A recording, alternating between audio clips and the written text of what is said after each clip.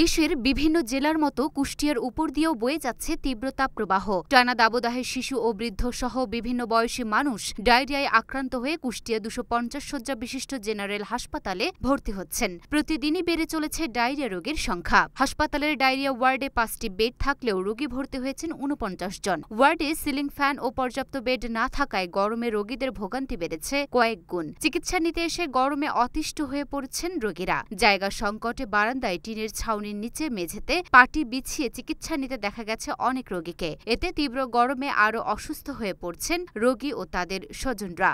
গরম লাগছে, ফ্যান নাই, টিনের নিচেই গরম, বেড নাই, ছেলেপিলে খুব কষ্ট আছে। টিনের নিচে গরম, খুব কষ্ট হচ্ছে।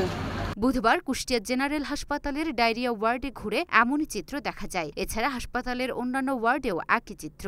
সরেজমিনে দেখা যায় হাসপাতালের ডায়রিয়া ওয়ার্ডের বেড সংখ্যা 5টি হলেও সেখানে 49 জন রোগী চিকিৎসাধীন রয়েছেন। ওয়ার্ডের মেঝেতে ও বারান্দায় পাটি বিছিয়ে চিকিৎসা নিচ্ছেন অনেকে। রোগী ও তাদের স্বজনদের ভিড়ে পা ফেলার জায়গা নেই। টিনের ছাউনি দেওয়া বারান্দায় তীব্র গরমে রোগীদের বেহাল দশা। সিলিং ফ্যান না থাকায় রোগীদের অনেককে হাত পাখা ব্যবহার করতে দেখা গেছে। কাউকে আবার বাড়ি থেকে টেবিল ফ্যান এনে ব্যবহার করতে দেখা গেছে।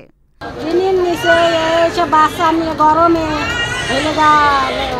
পায়খানা ভূমি অসুস্থ হয়ে গেছে।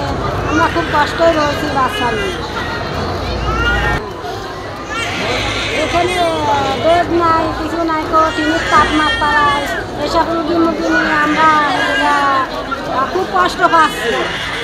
একটা যদি বেড থাকতো, একটা ফ্যান থাকতো, তাই একটু বাচ্চারে শোয়াতে পারতাম। বাচ্চারে আমরা একটু শোয়াতে পারতাম, কোলে করে নিয়ে বেড়াচ্ছি।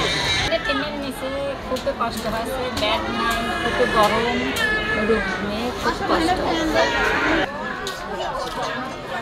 লুনা আফরোজ টিপা, ঢাকা পোস্ট।